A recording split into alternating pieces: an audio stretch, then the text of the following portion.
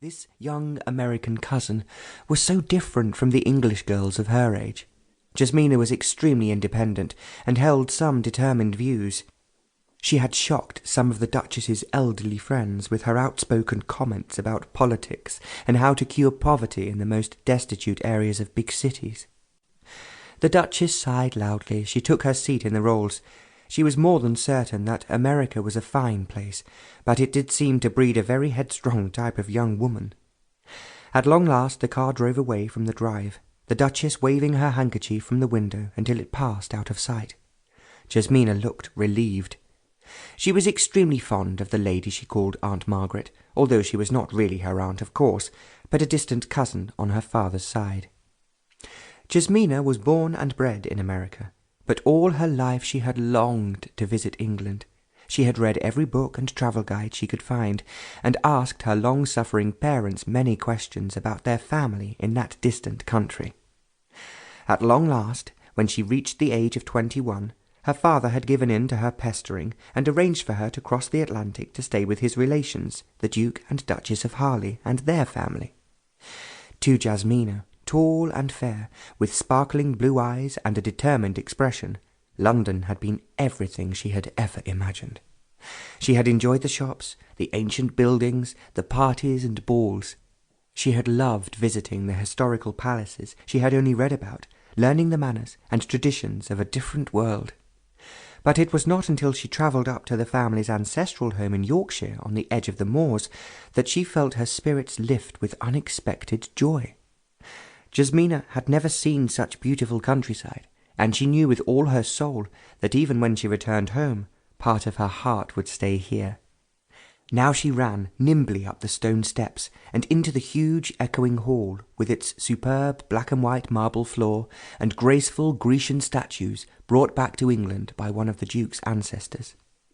She would be very sad to leave Harley Grange, but was sensible enough to know it would be inadvisable to stay there on her own. Back home in Missouri she would not have given it another thought, but even though they were now in a new century, Jasmina was aware that many of her family's acquaintances still adhered to the old ways of manners and decorum.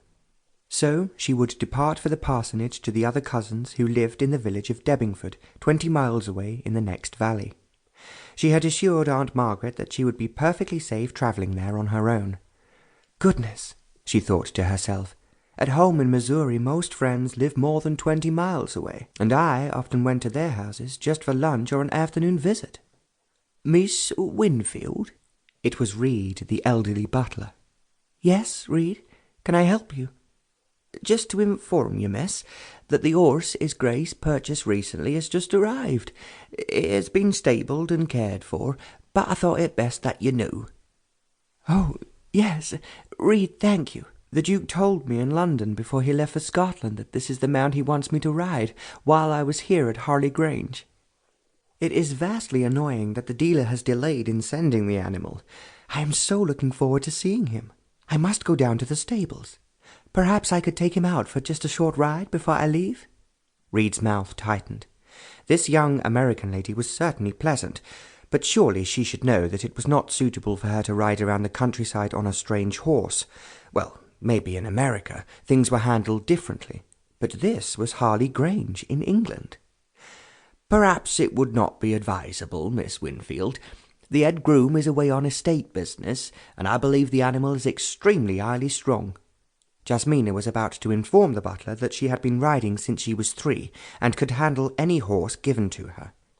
But she hesitated, as she was well aware that there were differences in the way society worked over here in England, and although it was irritating, well, there was no reason to antagonize the staff. No, what the eye did not see, the heart would not grieve over. That was what her old nanny would have said, and at the moment Jasmina thought this was very good advice. She ran up to her room and began to sort out the clothes she would need for the following day, because she had just had the most marvellous idea, a wonderful plan.